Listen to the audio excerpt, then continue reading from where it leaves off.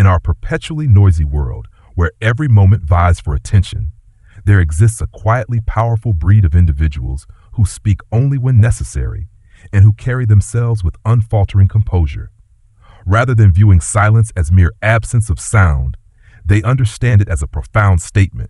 By tempering impulse and response, they transform both their private lives and public roles, commanding respect without uttering a torrent of words.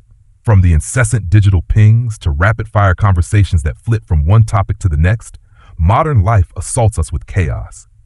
Yet someone who remains still amid that storm slices through the clamor, radiating an authority that needs no vocal embellishment. Like a lone wolf guiding its pack, the composed communicator is never the loudest, but undeniably the one whom others choose to follow. This mastery of restraint finds its roots in ancient Stoic wisdom.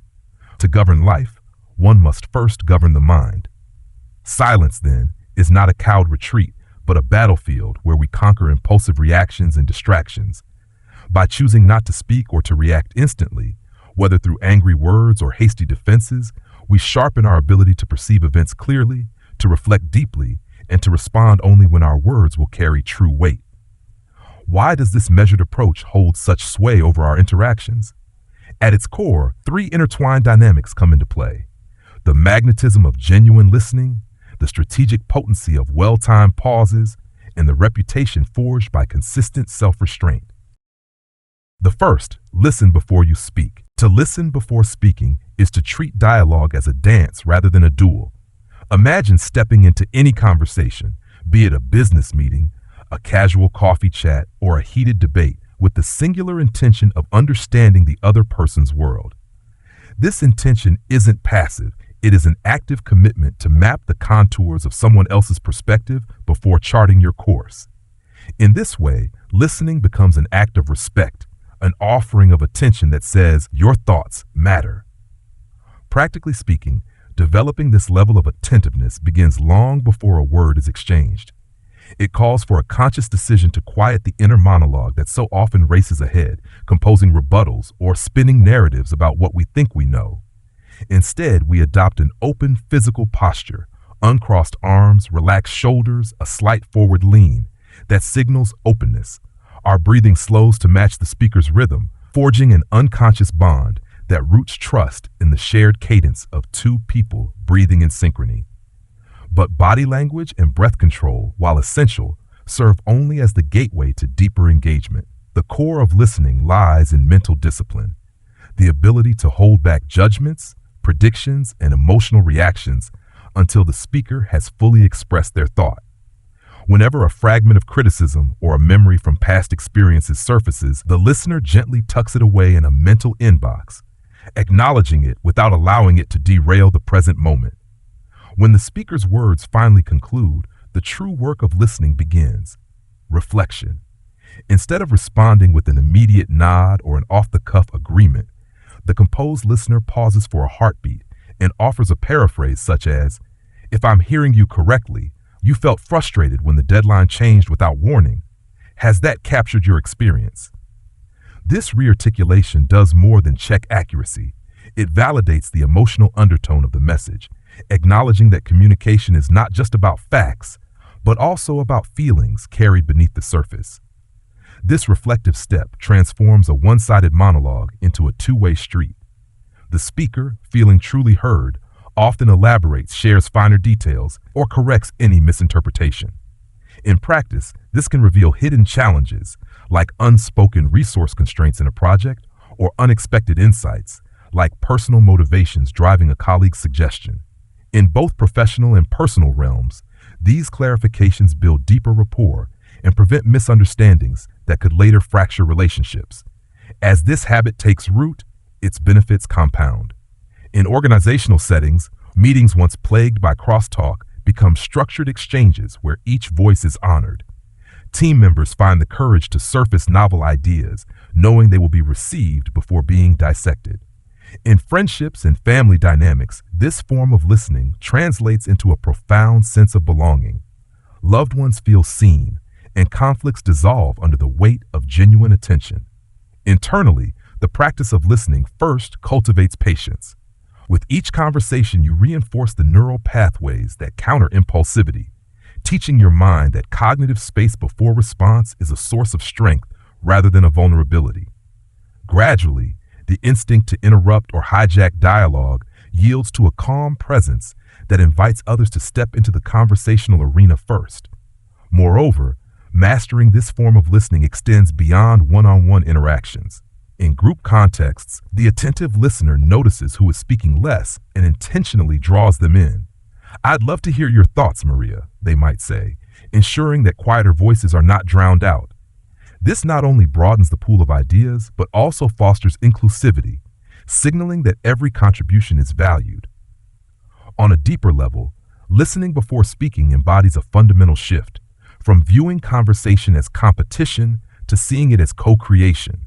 When two or more minds engage in this collaborative dance, the outcome often transcends individual insights, spawning solutions and understanding neither party could have achieved alone. Practicing this habit requires daily micro-commitments. Before each meeting or personal exchange, pause and set an internal mantra. "I will seek to understand." After the interaction, reflect honestly.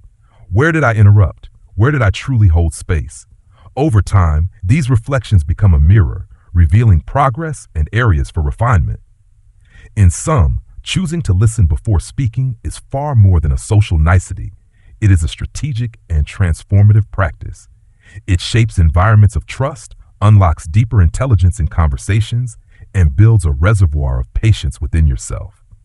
And in a world overflowing with noise, those who master this approach stand out not by the volume of their voices, but by the depth of their presence. The second, ask open-ended questions. Open-ended questions are the invitations we extend to others, urging them to step beyond rehearsed responses and into the landscape of their own experiences. Whereas closed queries trap conversation in narrow corridors, yielding a bare acknowledgement or a perfunctory yes or no, open-ended questions open wide the gates to narrative, insight, and nuance. They transform dialogue into collaborative exploration, where each participant becomes both cartographer and traveler of the shared intellectual terrain. Mastering this art begins with genuine curiosity. It requires setting aside the urge to correct or to steer the conversation toward one's agenda, and instead fostering a space where the speaker can excavate and articulate thoughts that may have remained buried in routine exchanges. Instead of asking, "Did you finish that report on time?" one might probe more deeply. What obstacles did you encounter in meeting the report deadline, and how did you navigate them? This form of questioning conveys two messages.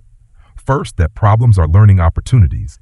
Second, that you value the speaker's creative solutions as much as the result. Crucial to this process is the delicate balance of timing and silence. Once the question is posed, the questioner resists the instinct to fill the ensuing void with further commentary. A measured pause, a count of 3 in your mind, allows the respondent to feel the weight of the inquiry. In that pregnant moment, they sense that their answer matters enough to warrant thought and are more likely to deliver a considered substantive response rather than a reflexive soundbite. As answers unfold, the skilled questioner listens not only to the explicit words, but to the subtext, the shifts in tone that signal passion or hesitation, the sudden pauses that hint at unspoken complexity, the choice of metaphors that reveal deeper beliefs. When a respondent mentions feeling stuck or facing unexpected hurdles, the questioner leans in, literally and figuratively, and follows up. What do you think contributed most to that sense of being stuck? Or, in hindsight, which resources would have helped you overcome those hurdles sooner? Each follow-up is not a detour, but a tunnel, guiding the conversation deeper into the heart of the issue. In a professional context, this technique can uncover the root causes of systemic challenges. A project manager might ask, "How did the team dynamics impact the outcome?" rather than simply soliciting a status update. Team members, feeling that their perspectives are solicited rather than mandated, often reveal the informal communication channels, unspoken expectations, or latent conflicts that shape results. Those revelations, in turn, inform more effective strategies and build collective ownership of solutions. In personal relationships, open-ended questions function as bridges to empathy. Instead of querying, Are you upset with me? Which invites a defensive one-word retort.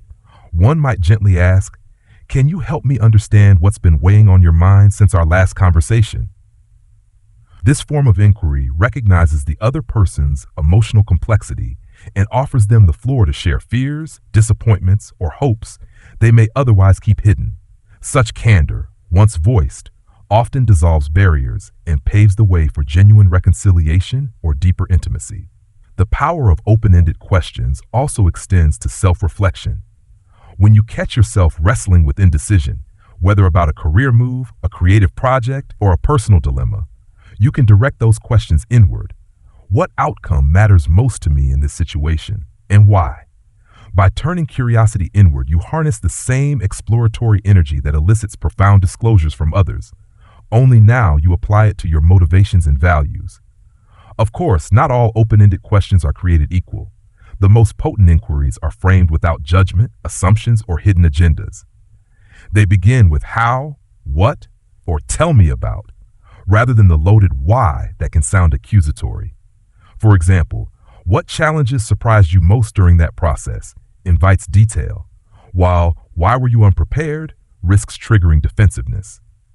In group settings, employing open-ended questions democratizes participation. When vocal individuals dominate a meeting, a leader might turn to quieter members with, "I'd love to hear what you think might be an alternative approach here." This inclusive invitation not only yields fresh ideas, but also signals that every voice carries value, reshaping team culture to one of collective inquiry rather than hierarchical declaration. To embed this practice into your daily interactions, begin with micro-challenges.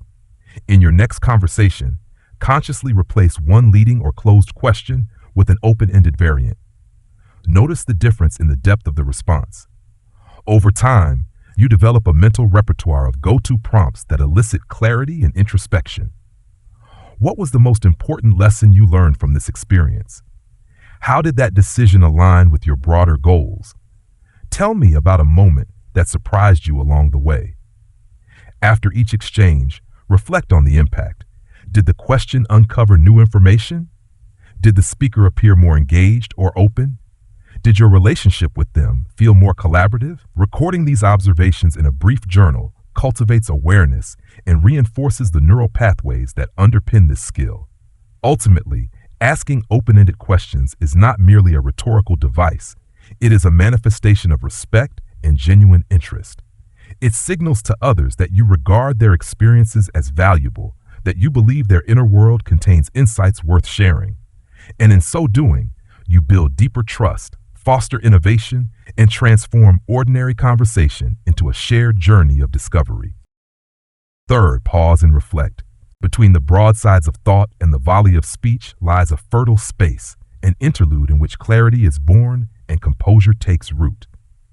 To cultivate the habit of pausing and reflecting is to honor this interval, turning what most perceive as a moment of indecision into a deliberate crucible of intention. In doing so, your words emerge not as reckless ripples, but as measured stones cast with precision into the vast pond of conversation. Begin by attuning to the earliest stirrings of reactivity. Notice that subtle quickening of the heartbeat when criticism lands, the tightening in your chest when disagreement arises, or the rush of thoughts that clamor to outrank one another. These physiological and mental cues are signals that momentum is building. Momentum that, if unchecked, will hurl you into automatic responses often driven more by ego than by purpose. When you sense these impulses awakening, anchor yourself with the simplest of tools, the breath. Inhale fully, filling your lungs deliberately, then exhale softly, releasing the tension you've harvested in that brief instant. This act of breathing is not passive. It is a strategic maneuver, one that interrupts the cascade of reactivity and grants your mind the pause required to sift through incoming stimuli. Within this pause, pose a single, potent question. What is the point I truly wish to make? Suddenly, the volume knob on your internal chatter recedes, making space for reflection. Perhaps you realize that your initial retort would only inflame tension rather than resolve the underlying issue. Or you might see that a question, rather than a defensive statement, would better illuminate the other person's perspective. In either case, The moment of stillness elevates your response above mere impulse. To train this habit, begin in the banal rhythms of daily life. Before ordering coffee, inhale and count silently to 3. Before responding to an email, exhale and ask yourself what outcome you desire. These low-stakes exercises may feel trivial, but they teach your mind that hesitation is not weakness. It is the crucible for wisdom. As you progress, integrate the pause into more charged scenarios. In the heat of negotiation, when stakes are high and egos clash, a deliberate 2-second gap after the other party's proposal can upend dynamics. That small silence often compels them to fill the void with additional concessions or the rationale behind their stance.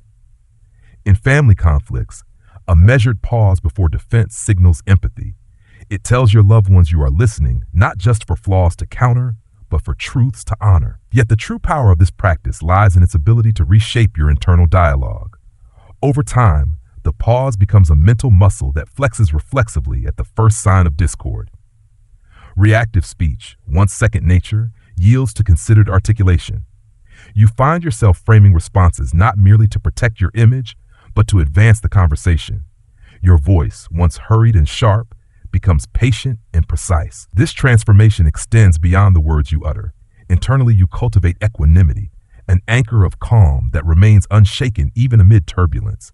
Your tolerance for ambiguity grows. Instead of needing every detail up front, you welcome the unknown as an invitation for exploration. Outwardly, others perceive your composure. Colleagues defer to your steadiness in crisis. Friends seek your counsel when emotions run high, and adversaries hesitate to provoke the calm behind your measured gaze.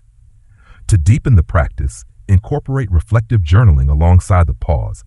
After any significant exchange, be it a meeting, a debate, or a personal conversation, briefly note what triggered your impulse, what question you asked yourself, and how the pause shaped your actual response.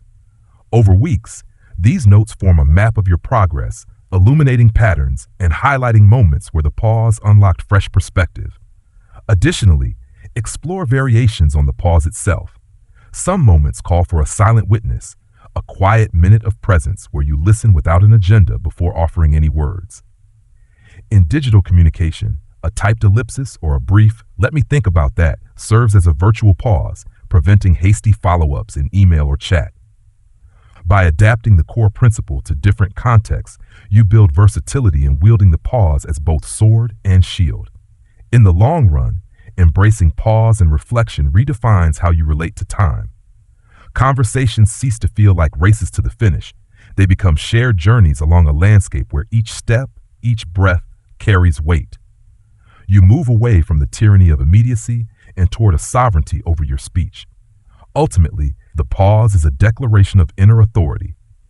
It proclaims to the world, without a single word, that your mind governs your speech, not the other way around. By settling into that space repeatedly, you forge an unshakable composure, one that transforms every spoken sentence into an act of mindful leadership. The fourth, honor conversational flow. At its essence, a conversation resembles a living organism, operating through subtle rhythms and unspoken cues that guide participants toward mutual understanding. To honor the flow of dialogue is to recognize and respect these dynamics, to follow the natural ebb and rise of ideas, emotions, and turns, rather than forcing your own pace upon it.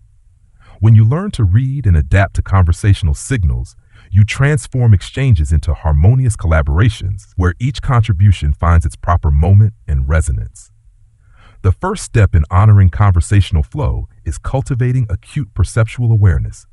Observe the involuntary micro cues that signal transitions, the inhale before a speaker launches into a crucial point, the half smile that heralds completion, or the slight lean back that indicates a listener's readiness to respond.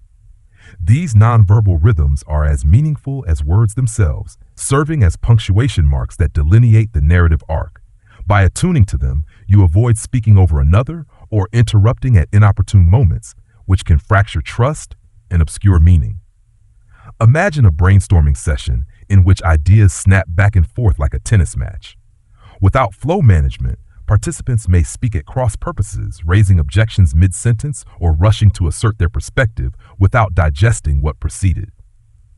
In contrast, A flow-honoring facilitator waits for the speaker's pitch to soften, signaling their thought is complete, before offering a summary or segue. I appreciate your insight on A. Building on that, might we consider B? This respectful transition not only validates the preceding contribution, but also weaves it seamlessly into the ongoing dialogue. Key to this practice is the art of transitional framing. Rather than launching into your point with abrupt independence, prefacing remarks with phrases such as, "May I offer another angle?"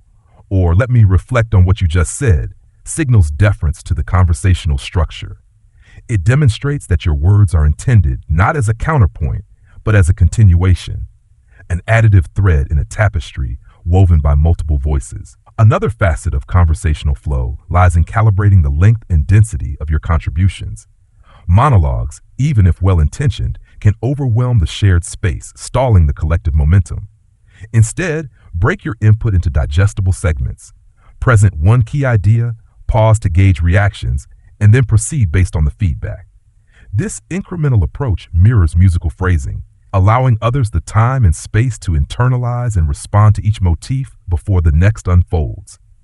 In one-on-one dialogues, honoring flow deepens empathy. Suppose a colleague reveals uncertainty about a project's direction. Rather than immediately offering guidance, you might lean forward, let their uncertainty fully surface, and respond with, "It sounds like you have multiple paths in mind. Would you walk me through how you arrived at each option?" Such a gentle nudge sustains the current of their thought process, empowering them to articulate clarity rather than feeling rushed into your solution. Group dynamics present additional opportunities to practice flow stewardship. Pay attention to participation patterns. Who speaks frequently? Who hesitates? Who watches quietly? As a mindful contributor or leader, you can invite quieter voices with targeted questions. "Jen, I'd love to hear your perspective on this idea." Yet do so only when a natural pause emerges. This approach ensures that invitations to contribute feel organic rather than forced, preserving the rhythm of mutual exchange. Flow is also shaped by emotional undercurrents. When the tone becomes heated, a sudden shift in volume or rapid-fire exchanges can exacerbate tension. In these moments, consciously slow your speech and extend your pauses. The deceleration acts like a mop, sopping up emotional fervor and creating a calm basin in which constructive dialogue can resume. By modeling a tempered pace, you implicitly permit others to match your composure. To master this delicate dance, consider practicing with dedicated exercises. One such drill involves partnering with a friend or colleague and speaking in alternating intervals. One person shares a thought for 30 seconds, then the other summarizes before adding their response. This structured back and forth trains you to listen for natural endpoints, frame transitions mindfully, and manage your speaking length. Another useful technique is reflective feedback during debriefs. After a meeting or important conversation, take a moment, alone or with participants, to note moments where flow faltered, interruptions that cut ideas short, monologues that dominated the discussion, or transitions that felt jarring. Then identify adjustments for next time, clearer transition phrases, shorter contributions, or strategic pauses to invite input. Beyond these exercises, honoring conversational flow invites a deeper philosophical shift, viewing dialogue not as a battlefield of competing agendas, but as a co-created journey of discovery. When you approach exchanges with this co-creative mindset, you relinquish the need to control the conversational steering wheel, trusting instead in the collective intelligence that emerges when voices align in thoughtful succession. In practical terms, cultivate these habits through consistent micro-practices. Resist the urge to speak until you detect the speaker's natural cue of completion. When you speak, tether your remarks to the previous point with connective language and remain alert to moments when the group's energy dips, offering a question or summary to guide the flow forward. Over time, these small shifts accumulate, transforming chaotic chatter into a symphony of well-timed contributions. Ultimately, honoring conversational flow is a testament to your respect for others and for the integrity of the dialogue itself. It signals that you value not just the content of what is said, but the manner and timing in which it is shared. By mastering this art, you become a steward of conversation, capable of guiding discussions toward clarity, inclusion, and collective insight, all through the subtle power of well-timed attunement. Control your volume and tone. The emotion behind words often resonates louder than the words themselves. By modulating volume and tone, you become an ambassador of calm, inviting engagement rather than inciting defensiveness. Begin by recording your voice in everyday conversation, during a casual chat or a quick update to a colleague. Listening back, note where your volume spikes in excitement or stress or where pitch rises on questions. Then practice reading the same text at a slightly lower, steadier pitch, noticing how the change influences the feeling of your message. In live interactions, simply reducing volume by 10 or 20% invites listeners to lean in. When your delivery remains even, listeners focus on content rather than delivery. In tense moments, a steady tone conveys emotional regulation. By refusing to escalate, you diffuse the tension, signaling that the exchange remains under your composed control. Key to this practice is emotional labeling. Before speaking in charged situations, silently name your feeling.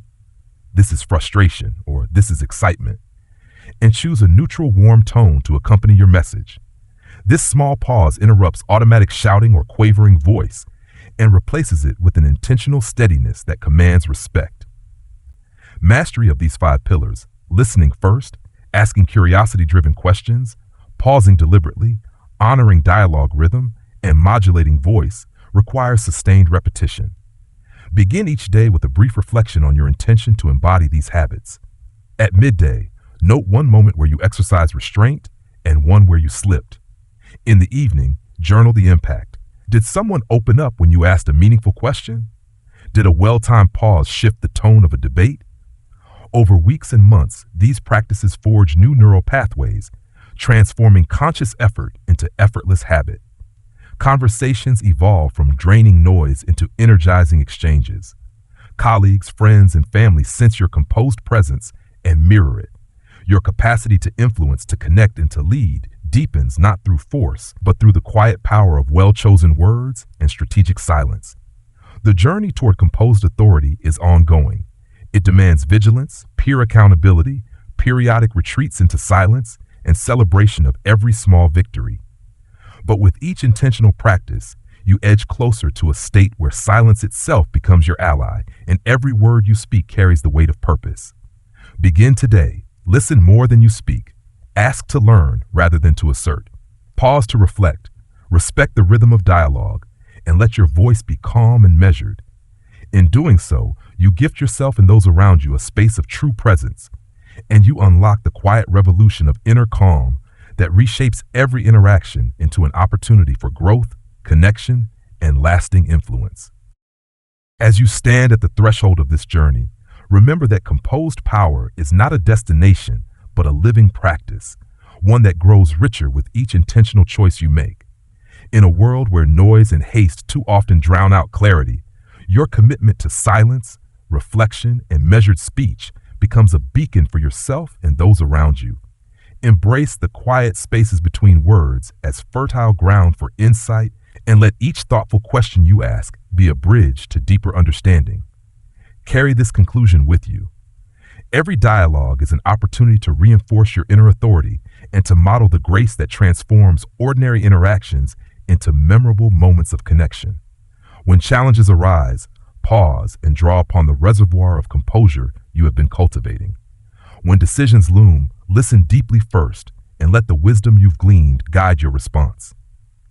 And in times of doubt, revisit the foundations you've built, micro commitments that have shaped your patience, journals that chart your growth, and rituals that anchor you in purpose.